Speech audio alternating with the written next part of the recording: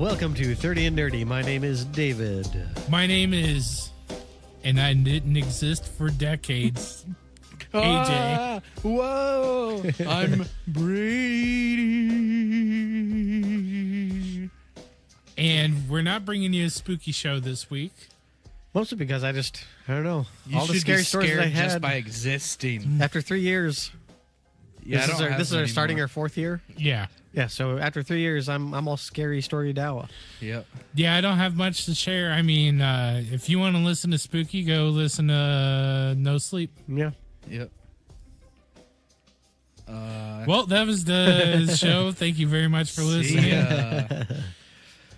But no, I was talking to, because I was thinking about, I was just going through my old iPod that sits in my daughter's room, and I have all these old books that I just love listening to. And I was thinking about just how they shaped my life, a few of them. Several of them were later on in life, and so they didn't really affect me as much. But the one that I stood out to me, and this is where the topic came from for today, was just either any kind of media, whether it was books, movies, games, that kind of touched you in some certain way or made you think on a deeper level than just like, oh, this is entertaining. I had a 2 musician hours. touch me in a bad way. Now I'm a musician myself. I think you took that in the wrong way that I was expecting, AJ. Oh, shit. It's like from School of Rock. It's like, your kids have touched me, and I'm pretty sure I've touched them too. Jack Black. God bless him. And his cousin Jack White. Sorry, go ahead. You got those dad jokes down, Brady. I do. All you that need kid. to do is impregnate some. You guys know Some lady. what's a hen weigh? What's a hen weigh? About 6 pounds. I noticed it after I said it. I was like, damn it. I love it, Brady. Hey, thanks. He's here all week, people. Hey. So I will start with, I have two. One from my adult life and one from when I was a kid. I'll go for the kid one first because this is quite possibly in my top 5 favorite books of all time. And it is... The House with Clocks in Its Walls. No, that one kept me awake as a kid, but didn't affect me or,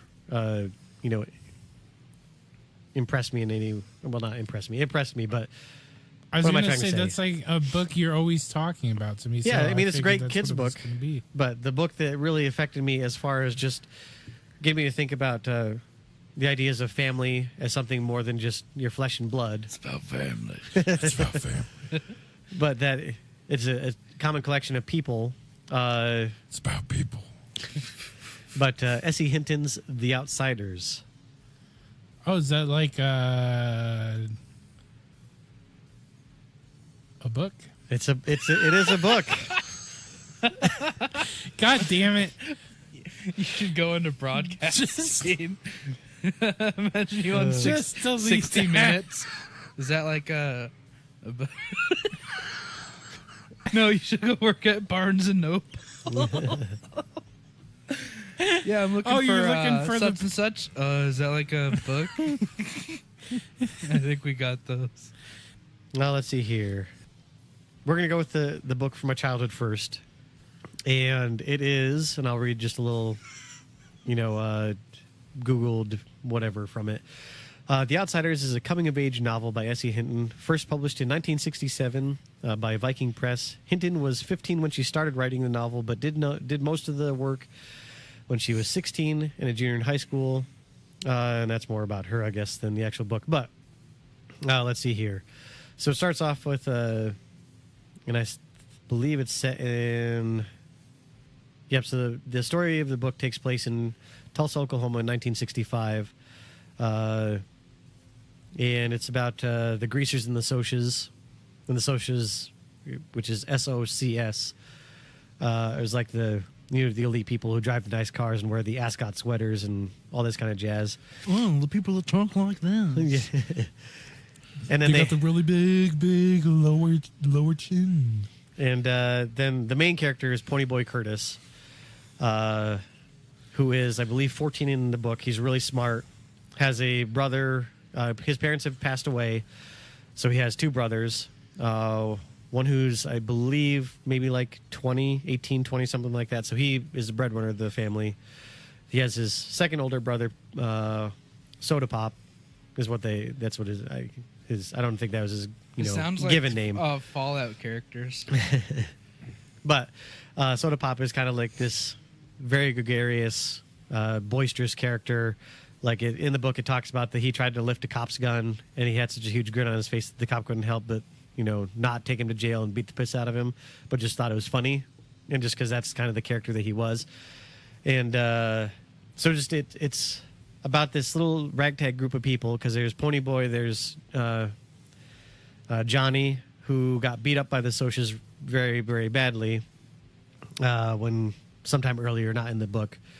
And there's Dallas and a few other characters, and it just is this coming of age tale that, especially when I was listening to it when I was, 7, 8, 9, about these 14, 15, 16-year-old kids basically, but are pushed into adult level style things, because what happens is all these different things that Johnny and Ponyboy are the younger ones in the group, and so they're expected to have less stuff happen, or they have less stuff expected of them within the parameters of these gangs, basically.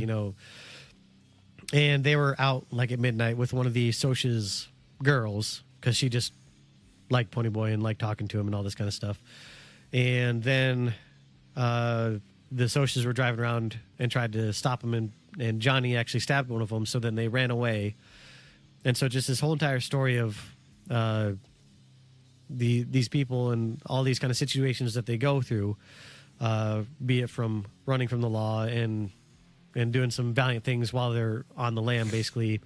And I don't want to, because while the book is almost 40 or 50 years old now, it is phenomenal, and it just spoke to me as a kid, because there was so many different things. Like there was a battle between the Socias and all these different gangs. So like there was the main little group, then there's all these basically city gangs that were in there, and they had they had rules. There was you weren't allowed, basically just fists only. You weren't allowed to use bike chains or knives or bottles or whatever. And so it just was Bike chains. I would never have thought to use that as a weapon. Now Brady, bike chain. Every kid had a bike. But it was. Could you imagine going after somebody with a gear sprocket? Oh, like on a stick. Ooh, man. But it just was a lot for me, just looking back at it as a kid, and just seeing like these families, and not even just the small intermediate family of Ponyboy and his group, but just the greater gang and how they looked out for each other and what they did for each other, and about loss, because there's one character who passes away, and then there's another character who, in his grief, is killed by his basically suicide by cop. And so just, these heavy hitting things that, an 8-year-old is trying to process when because I'd never seen anything like that. Yeah. The worst thing I'd seen is maybe my dog had to be put down. And it's pretty rough. Yeah. Even now as a grizzled adult. I will agree with that. But as a kid, maybe a grandma passed away. Yeah. So that was my huge thing, is just the looking back at S.E. Hinton, and it was a beautiful coming of age tale, especially, and it didn't make me grow up or anything like that. It didn't make me into a wise person, but just it gave me a different perspective on life of, social classes and structures within America and the world. That life isn't fair, because at that age you don't really realize that life isn't fair. Life is life. You get to play with G.I. Joes and go out and ride a bike. Fuck the socialites. Yeah. And just the idea of hard work, that the brother was breaking his tail so the Ponyboy could go to college, that he would go to school, that he wasn't going to be the kind of greased up hoodlum that all the other people in their group was. They all kind of knew that and were trying to push him towards that, and didn't want him to be in the same kind of rut that they were. Yeah. And all these different facets was just something that really spoke to me as a kid that I just loved. And I listened to that book, read it and listened to it hundreds of times. I remember Since reading then. it for school. It's a good one. That's about it. I've never heard about it until today. Well, now you have Brady, and it is beautiful. Sounds interesting. And if Is you it want, like a book? it is like a book. It's like a book. It also but is a it's movie not. with not Kevin Bacon. Kevin Has beautiful hair. Passed away from pancreatic cancer. Ghost. Kevin, Sorbo. no, he's still alive. Shit, what's his name? He's in Patrick God Is Man. Swayze. Patrick Yes, there we go. Swayze.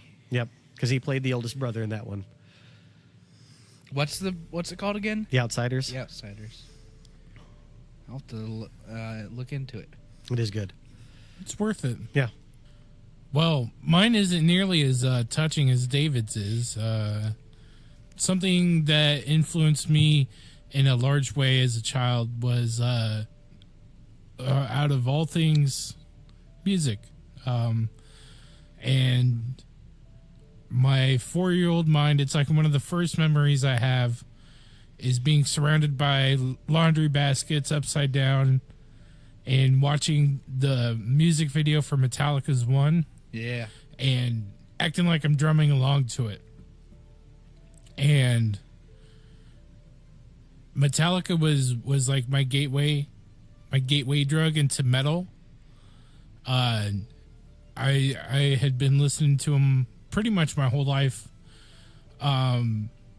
There's songs like when I was a kid, nothing really affected me deeply. Like once I got older, I was able to appreciate the lyrics more and the themes of the songs and everything else. Because I mean, like when you're younger and you hear "For Whom the Bell Tolls," you don't really understand like "For Whom the Bell Tolls." Yeah. Or you don't understand "Sanitarium." You don't understand a lot of the songs that have to do with like either mental anguish or death. Yeah, it just sounds cool. Yeah. So, and it affected me so much that my parents ended up buying me a drum set when I was 5 years old. And ever since then, I've always had a limb in music, whether it's just dipping my toe into it or if I'm jumping head first into it and trying to write new music and create and everything else. So I would have to say that Metallica's One really changed my life and the course of my life, just because watching somebody play drums and play guitar in a concrete room, and I was like, that's what I want. That's what I want out of life. Clearly I never got it, but Dabble. I dabble. I have a band called Giant Lord.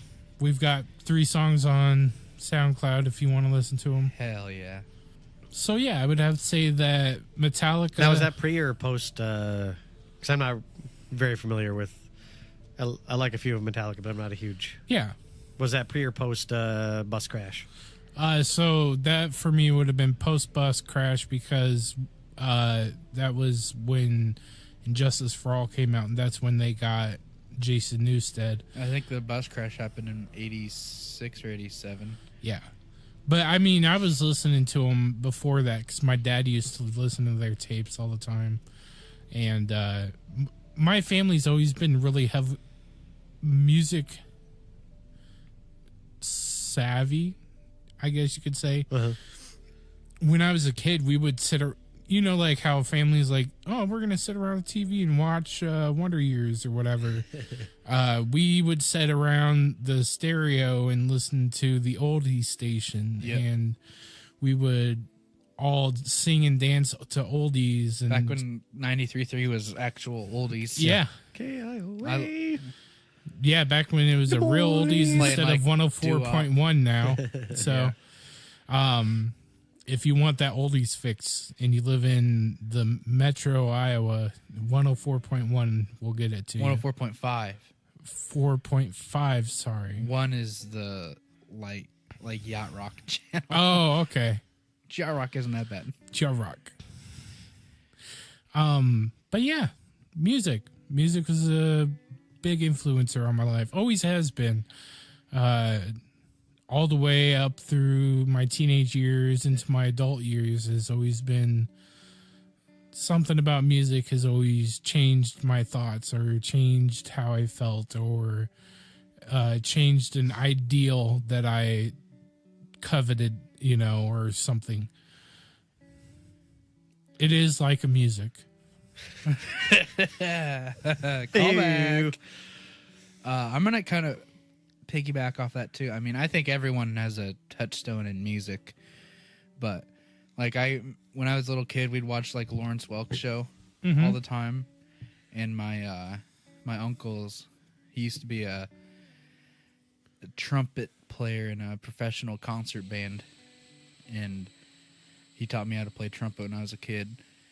So and music, especially into my teen years, like when you're angry for no reason at nothing in particular, and then you listen to like the one band I could put a finger on, Slipknot, because they're from Iowa and they're fucking mad, and so was I, and it was like, oh, like these dudes feel the same way I do, and it kind of makes it okay. You don't have to have a reason for it, and I really didn't. Just the hormones raging. Just being a teenager. Yeah, it fucking sucks. And I mean, I was there with you. Like when I was a teenager and the first time I heard Slipknot self-titled, Oh yeah, it fucking blew me away. Like my first instance with Slipknot wasn't an album. It was seeing them live at Mancow's Laser Luau. yeah. And Isn't that where they shot the Wait and Bleed yep. video? And just fucking blew me away. I was just like, yes. That's when I started getting into more aggressive music. Yeah. Was because of that. I kind of transitioned off of like the 80s thrash that I had been listening to and getting into more like screaming music, which my dad hated. Like, he's like, So did mine. you listen to all this blah, blah, blah, blah music. I remember when metal was just metal and you could understand what they were saying. And I was just like, Dad, you know.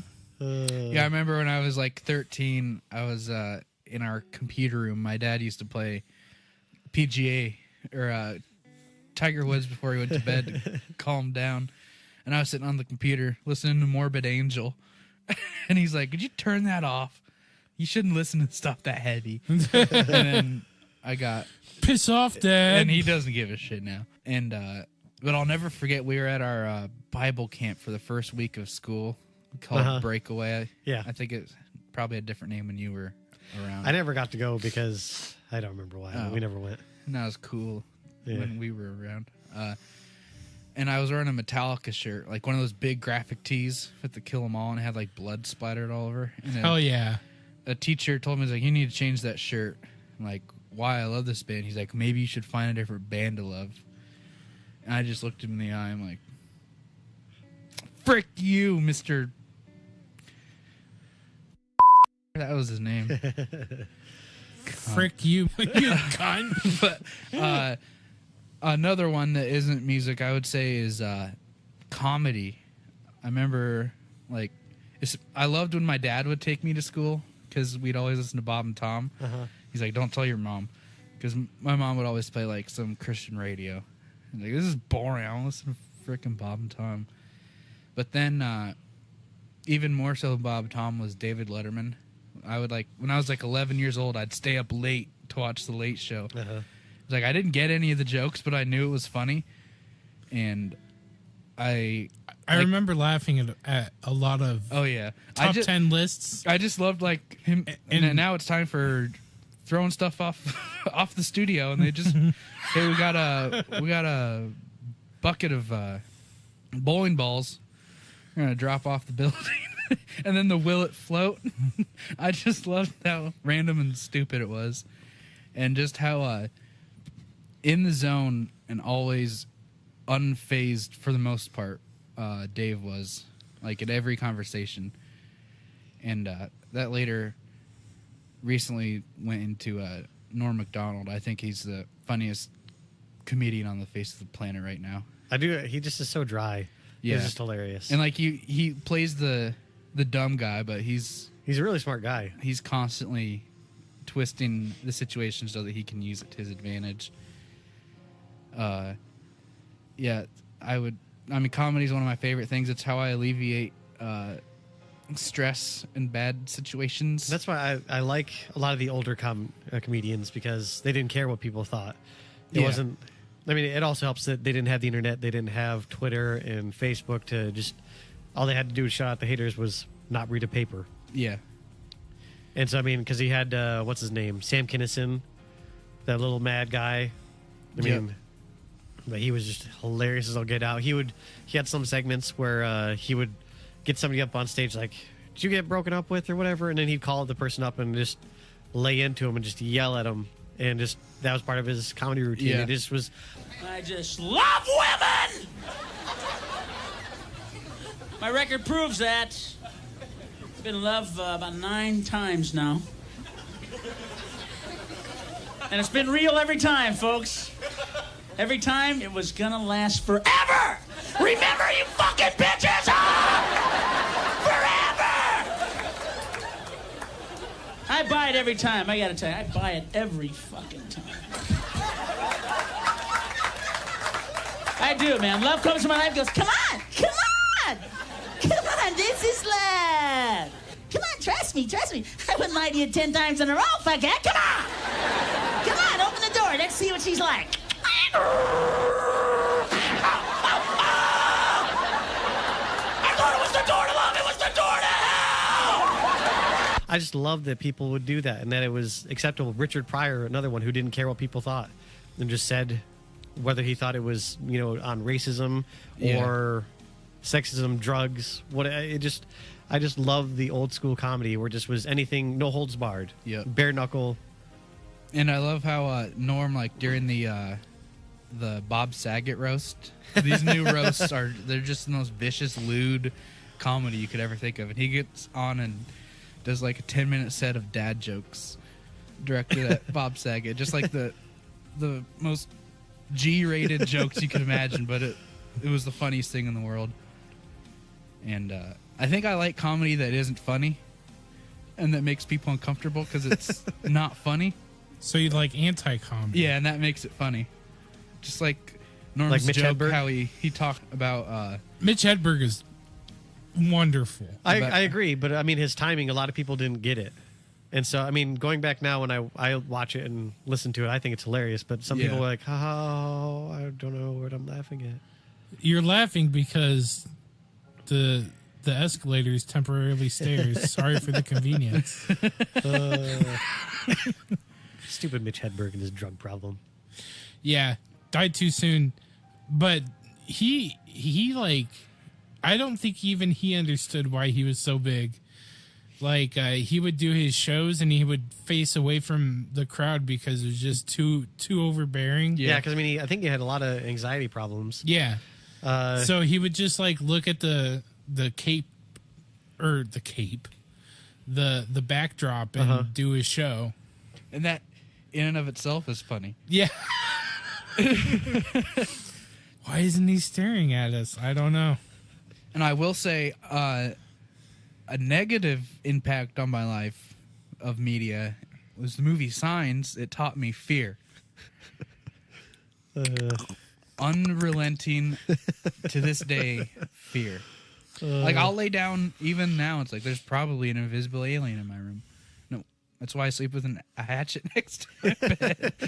Jesus Christ, buddy. Remind me not to try and wake you up ever. Maybe like stand in your doorway. I could chuck that thing. Okay, do it from the hallway Yep. around the corner. Brady. I'll get you the gonna do laser like the- pointer. I have a mirror propped up so that I can point in your eyes. It's gonna get you. Another thing that influenced me in a good way, but I mean, it's really changed the person I am. The Legend of Zelda, back when I first played it, was one of the best video games I'd ever played when I was a kid. And now look at me. I'm a gamer still, and I weigh so many pounds because I don't know how to balance life and gaming, and I spent way too much time gaming, drinking pizza and eating Well, there's your first problem. gaming, drinking dew, and Mom. eating pizza. Blend my pizza. Can I have a pizza smoothie? Oh, golly. The things we say. I think we can all say that games they're a very wonderful, cozy, warm blanket. Yeah. Yeah. Well, I will But- say, I do find, Escape. because now, even today, I mean, just with the news that's going on, because we just had that shooting in Pittsburgh. Yep. God. At the mosque. And I always find, is that the Jewish Oh, synagogue. synagogue? Sorry. That's right. I mean, 6 1/2 dozen another, but whatever. What did you just say? What? 6 1/2 dozen another, same thing. Oh, yeah. A place of religious gathering. Yep. You know what really grinds my gears? When people What? say half dozen instead of 6. It's a half Or like, dozen. I've done this dozens of times. Like, oh, so you've done a thing 12 times? That's not okay. Dozens. So So at 12, least 24. 24s, Oh, well, I mean, maybe even 48s. How about I've done this with Baker's dozens Bake- of times. 13. Hell yeah. Why is a baker's dozen 13? That Because the really baker grinds gets my one fucking for gears. himself. 13 donuts, you eat one. Oh. It's the perk of being a baker. You make. I will agree you with make that. 13 cakes, you get to eat one. When we were in New York, my sister worked for this baker that they moved here from Hawaii, and the daughter went to our school. But my sister worked for their bakery, and so for like Thanksgiving and stuff like that, they would close down, but they would have a lot of extra pies. So we'd just have like pumpkin pie and chiffon pies and just like 15 pies. It's like, I love this place so much. She'd come home with like just a huge box of donuts and stuff. It's so good. Hell yeah. I miss it. But I don't even remember what I was talking about. Here. Well, I know, but I mean, not for free. Oh, that's true. Can't have her bring home like 7 pies at Thanksgiving and be like, hey, I'll get Eat you in up, touch with loser. my pie guy. Yeah, hook me up with your pie guy. Yeah, I'll hook y'all up. Because I need a pumpkin pie soon. Do you? Okay, I'll get with my pie guy. Real bad. I don't have a pie guy. But no, like, But anyway, sorry. What I was getting at is that I find that when there's a lot of this crappy stuff going on in life, like this happening, or the Stoneman Douglas thing happening, or the elections coming up, and everybody and anybody yelling at everybody else about who they should vote for and Or- why this person is bad. Attempted bombings. Or attempted bombings to CNN and other Democratic leaders. It just, the world sucks. I'm Yeah. glad that they And caught so- that guy. Me too. Yeah. And so I usually find myself kind of hiding in several places. Like I'm going through the Sookie Stackhouse books right now again. Suck. Thank you. And then I'll probably go to Game of Thrones after that. And so I just always find myself going to these same kind of... Suck. But I do have 2 more things. Oh, shit. Another one from my childhood. So The Watsons Go to Birmingham, 1963. Is about a black family in Detroit, I believe, that has family down in Birmingham, and it's about that they're up in the cold tundra of Detroit, Yeah. Michigan, and that they go so down. cold in the D. How the fuck do we supposed to keep peace? Yeah. So anyway, they have 3 kids, and the oldest kid gets into trouble, and so they decide they're going to take him down to the mom's house in Alabama because she's going to set him straight. They're going to leave him there, and so they're down there, and then because there was an actual a bombing in a church in Birmingham, and so it just was. I mean, it was a very lighthearted book for a lot of it. There's just interpersonal relationships, and the great thing about it, for me as a kid, looking back at it now as an adult, that I knew it was a book about black people and about this black kid, but as a kid, I didn't really. It just was a book about Yeah. a little boy who just was like me, who liked to play with dinosaurs and soldiers, and liked to play with friends, and did dumb stuff that made his friends hate him for a week or 2, and so. And then to also, You still do that. Yeah, Yeah. You're grading. I haven't grown up at all. I'm still 6 years old. Don't worry, I am too. But then you follow where they go down, and this kid is apparently like leads his sister out of the church that was bombed, even though he didn't do it. She thought she saw him, blah, blah, all this kind of stuff. So it just was a very powerful book. Looking back at it from an adult perspective, of just saying, realizing that, I mean, blood is blood. We are the same. We're different, but we're the same. Would you say that it's about family? I'd say yes, it is. And it just also as another eye-opening thing for a small kid to be listening to and reading about, some stupid white people who hated black people enough to go bomb a church. I mean, just like in today, where Nothing has changed. Nothing. Yeah. Absolutely nothing has changed. I mean, besides that, they are now technically, quote unquote, equal. But yeah, white people haven't changed. I mean, okay, some white people have changed. Some white people have not changed.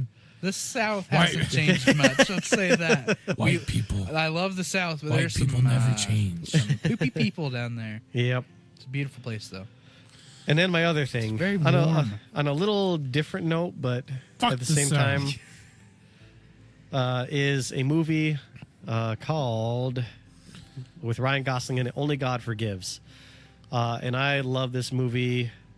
It's odd because I'm looking at it, a very adult movie, not like adult as in just tons Tons of porn, of dicks and pusses. but that there is Did you order this pizza? yeah, but that there's a lot of it's set in Bangkok, like a- I think, or Thailand. Normal pizza, but my dick's in it. But anyway, after the gruesome murder of a 16-year-old Thai Dickaroni. prostitute in the ghastly Thailand underworld, and the death of her murder by Billy, the deceased's brother, and owner of a corrupt Bangkok Muay Thai club, Julius must deal with his icy mother, who's like the leader of this little crime syndicate. Ryan Gosling plays the guy who's the head of the Muay Thai boxing club, and his brother killed the prostitute, but then he died or something like that. Anyway, but the man behind Billy's killing is the invincible angel of vengeance, the katana-wielding Lieutenant Chang, who is playing on his own turf, enforcing payback and his own kind of speedy justice.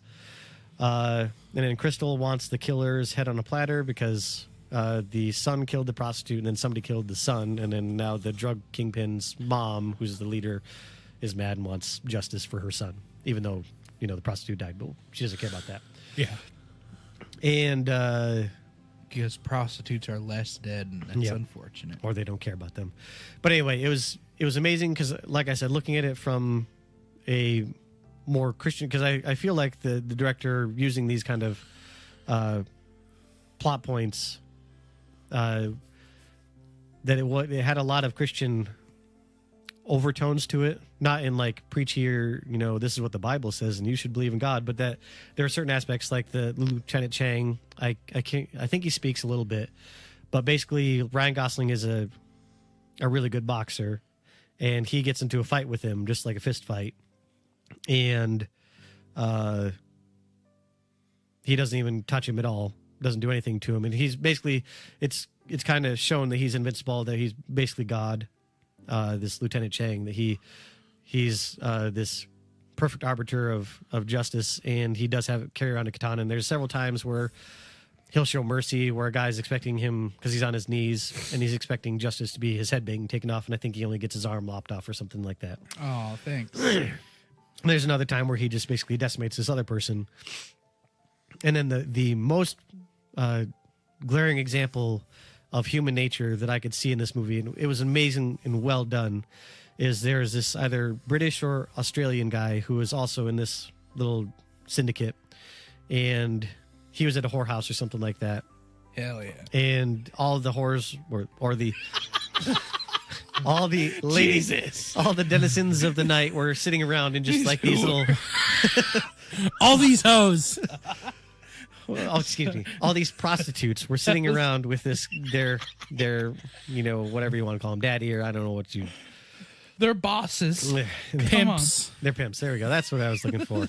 Anyway, so they're sitting there, and he tried to have. You're so disconnected from the prostitution. These whores. These whores with their daddies.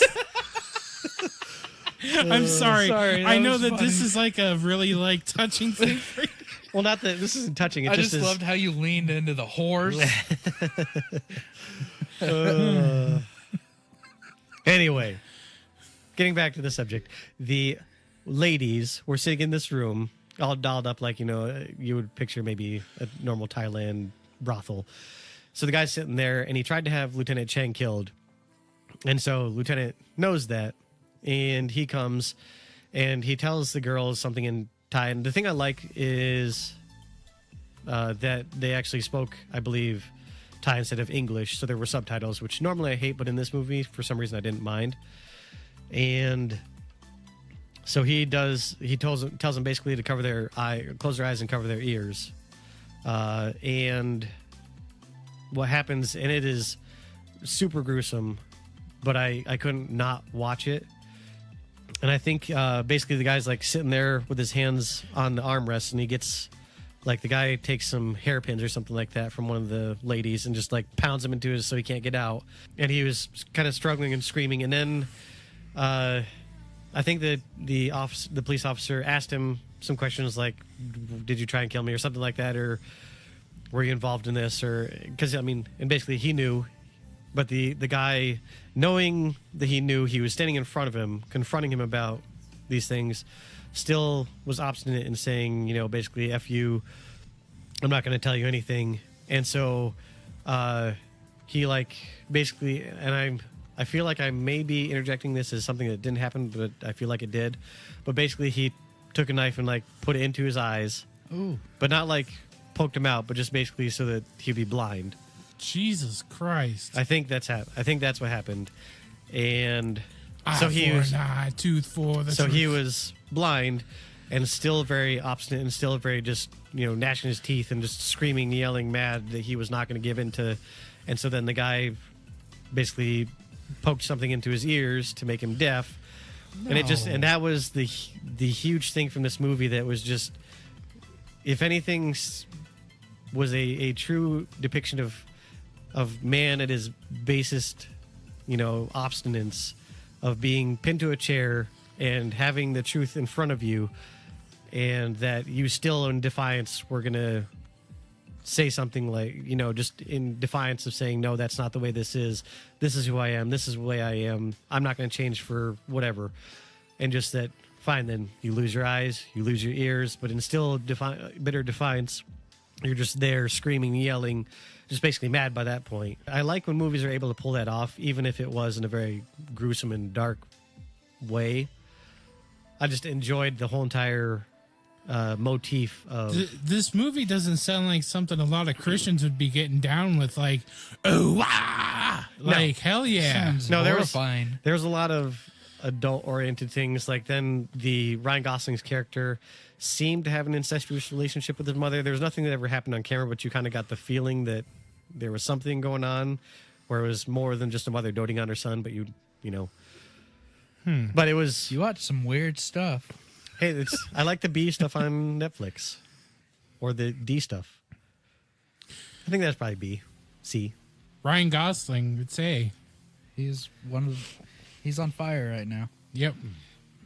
Always has been. Yep. I guess for a movie that didn't ruin me like Signs, the first time I watched Train Spotting was an eye-opening experience. I can't tell you why I love the movie. I can't tell you why I think it's a masterpiece.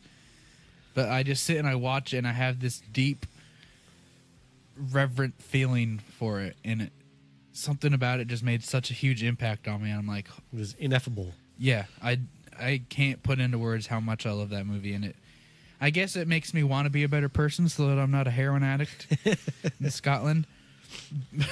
But something about that movie, it just hits me really hard every time I watch it, and I can't explain it. It's one of my favorite movies of all time.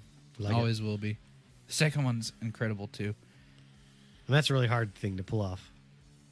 Oh yeah, Is to get such a powerful movie and then try and do it a second time. It does the sequel thing where it calls back to the first movie, but in a not beating you over the head with a board type of way. Mm-hmm. And Or like a cash grab. yeah, Where it seems like they actually wanted to tell a story instead of, yep. hey, people like this one, we're gonna make another And just and another. I think I love it just for its artisticness, just because I love the way Danny Boyle frames things, and I just like Danny Boyle as a whole. yeah, he's a fantastic director. I'll have to look up his movies, but I'm sure there's probably some movie that I don't like from Danny Boyle, but I can't think of one. I can't either. But like, and especially in the second one, he uses a lot of like lighting to his benefit, just to make a scene more impactful. And I will always love those movies. If anyone hasn't seen them, I would highly recommend it. I mean, Also- I haven't seen all of them, but I mean, like Train Spotting, Slumdog Millionaire. Slumdog Millionaire, I think it did 28 Days Later. Sunshine, Yep. which was the one where they had to reignite the sun or whatever. 127 Hours. I So, think yeah. the sequel 128 hours was the worst. Ah, God, I hate myself. I don't really have any movies, I guess, that have changed my perspective, which is weird.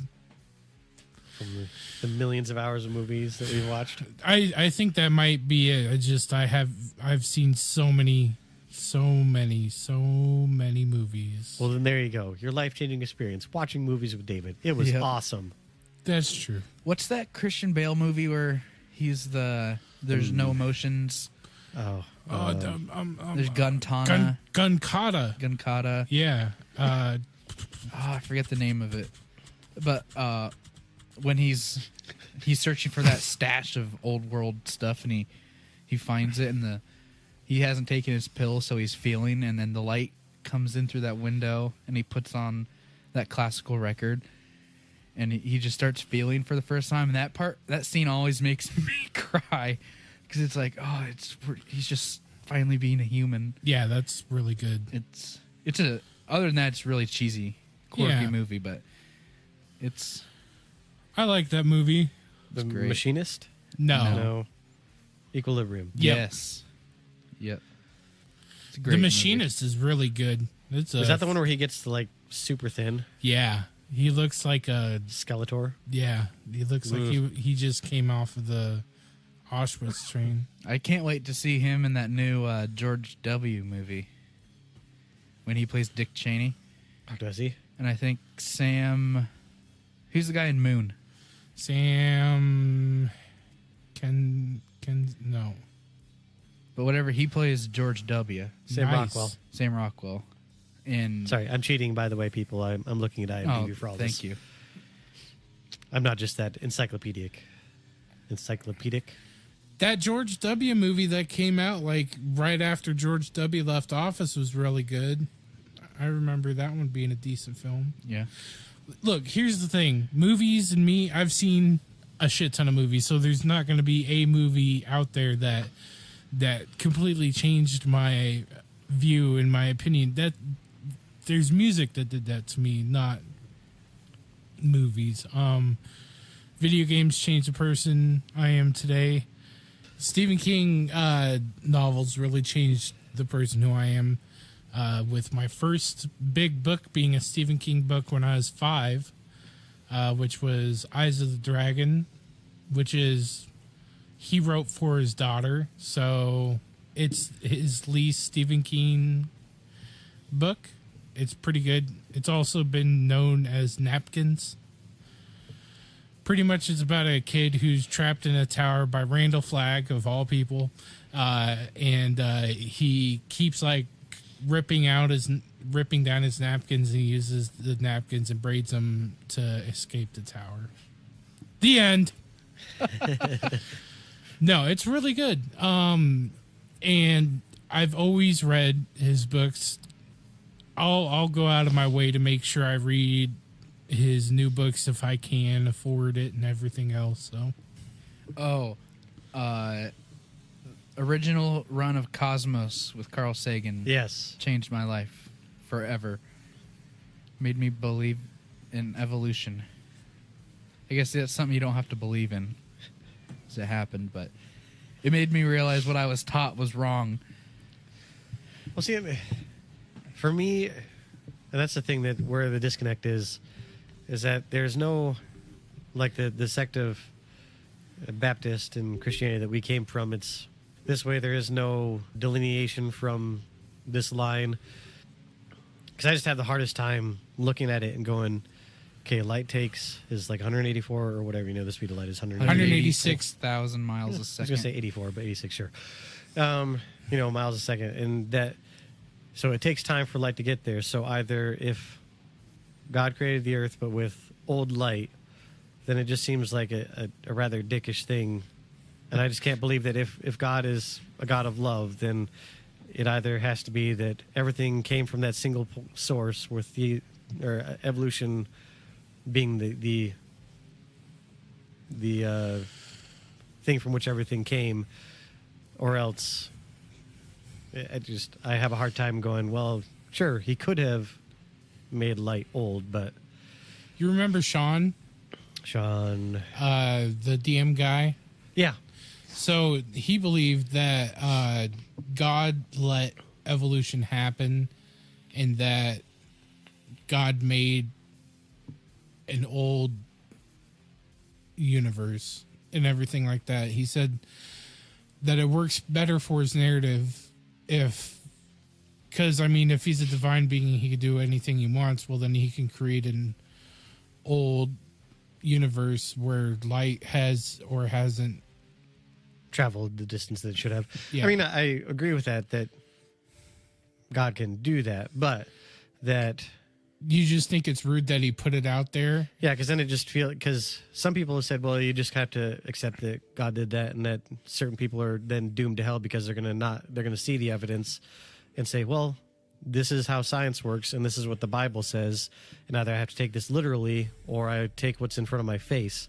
And I tend to be of a third option that goes, I'm looking at what's in front of my face, and I see what the Bible says, and understand that there are some things that are historical, poetic, and metaphorical, and that You kind of compare and contrast. yeah, and I have to look, okay, if God gave me these senses and I'm looking at it, that something has to, it can't be that God's going up, you have to pass my special wizard's exam. Yeah. Either it has to be, keep it simple, stupid is there for a reason, that I have to feel it's not going to be this, only the smart people get in, but that you can see what's in front of your face and understand, and that there has to be a logical explanation, that logic is not going to define God in some way, shape, and form, but that it just, I expect there to be some form and function that makes sense instead of this abstract, ineffable question mark out in the sky Yep. that has no real bearing on my day-to-day life or the effect it will have on my life, instead of being a very large portion and affects every facet that you could think of. But You see, the one thing, coming as a person who used to have faith in God, I would say is for any person of faith listening, explore every avenue of thought that you can. Don't just blindly accept things, because the only thing, like say you research science, research physics and evolution, if there's only good outcomes from that, either it strengthens your faith that you Yeah. already have, which is cool, or it changes or it to makes you think different. well, that's because the earliest thing that made me start questioning everything was that we had this Bible series on Wednesday nights, and I think it was like the Truth Project or whatever. Yeah. And so that good, because I enjoyed always, because I had several friends, like every Friday night we'd order pizza and just talk about whatever theological things. I'd go to anything pizza involved. Same.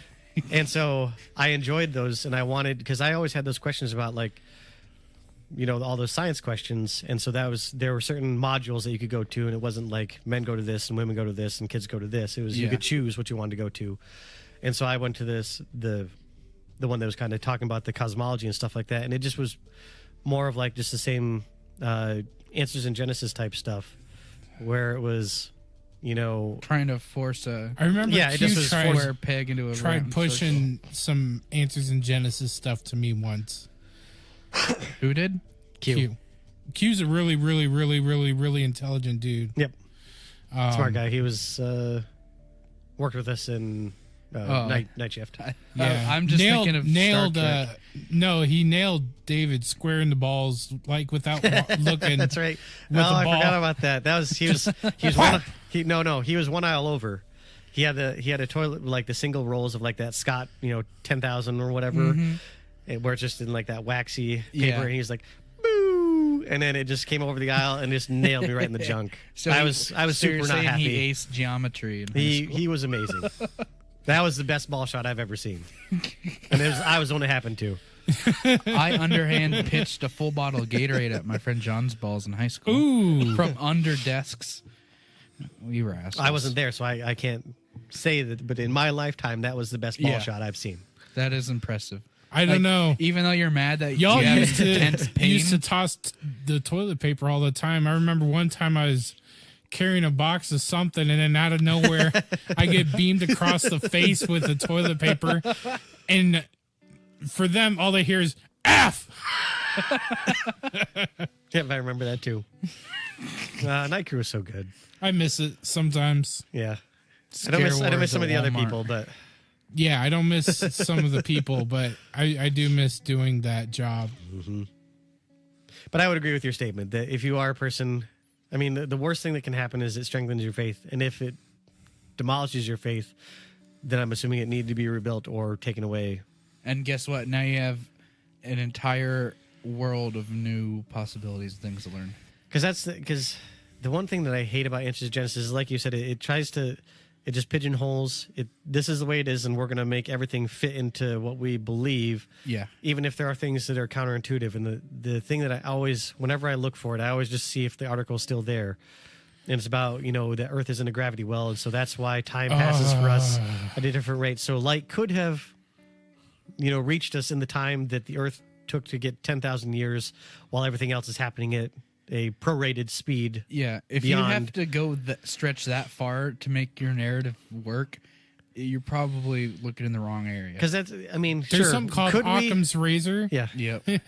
Sure, we could be in a gravity well, but I'm assuming that Voyager 1 or Voyager 2 would have noticed something when they went out into interstellar space. Yeah. They're like, you know what? Something is vastly different now that we're not in the local cluster. And the fact that all the light coming to us isn't lensed by that gravity well. Yeah. Yeah. We would notice that. And I hate when I want a logical answer that can still fit inside my faith and make sense instead of just going, well, God said it, so I believe it. Yeah. Well, that's a great way to live life. unfortunately how most people look at That, it. yeah, that's how most people live their life. Because I hate that. Because I do it with I do that to my kids. They're like, "Why?" Because I said so. Yeah. Well, It's a stupid answer, but you're Well, two, I and I don't mean- feel like explaining to you why you shouldn't play with a knife.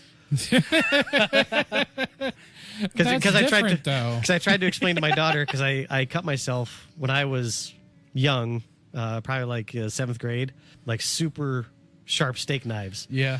and so Cutco? I don't know what they were, but they're amazing. And I was pretending to be a ninja, and I was going whoa, and cut myself all the way down to the muscle, Oh. like you could see the white. Oh. And so I slowly walked into my mom's room, probably dripping blood all over the house. Did you- And I was like, Mom. Did she freak out? No, she said I was like pale as a ghost when I went walking in there. And so I was trying to explain to my daughter, because I still have the scar in my hand.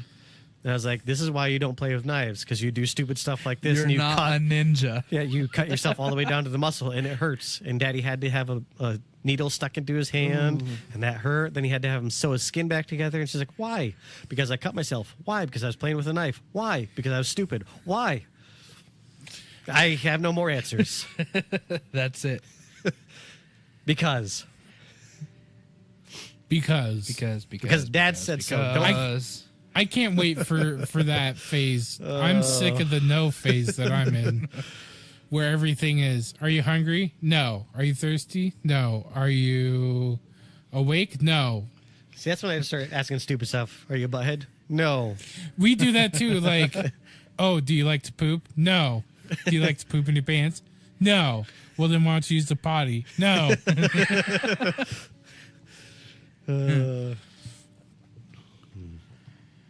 But this has been a broad-reaching 30 and nerdy. Sure has. But it feels good to be back. it does.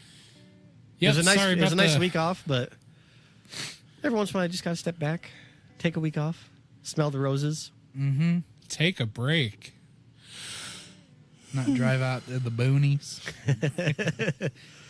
Yeah, David does live out in the boonies. No, the drive up here was actually super relaxing because I went the back way through. I can never remember that township.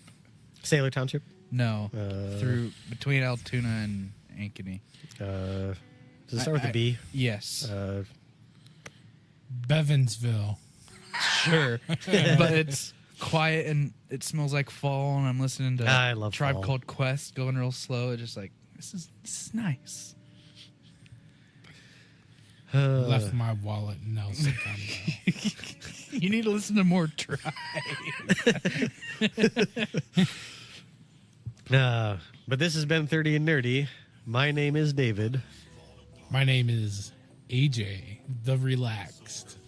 And my name. Super relaxed. He's tilted back in the chair. Now this is podcasting. No, seriously, you may have noticed like about halfway through, I kind of just got silence because I kicked back the recliner. I am just so fucking comfortable right now. This is the way AJ is going to podcast from now on. Oh, I this is wouldn't wonderful. blame him. Does that one have a... I think that might actually, too. Yeah. Yeah, mine Man. doesn't go that far back. And I'm afraid that if I don't have maximum control over my bunghole, I'll shit. So, sacrifices. Sacrifices must be made. Speaking of my bunghole, my name is Brady. And I'm glad you listened. I'm glad you listened too. We're talking to you I'm kind of glad you listening listened. to this. Oh, okay. I just have to be that guy. Well, Well, yeah, there fuck you you go. guys. Fuck y'all. Eat a bag of dicks. Until next time. Goodbye.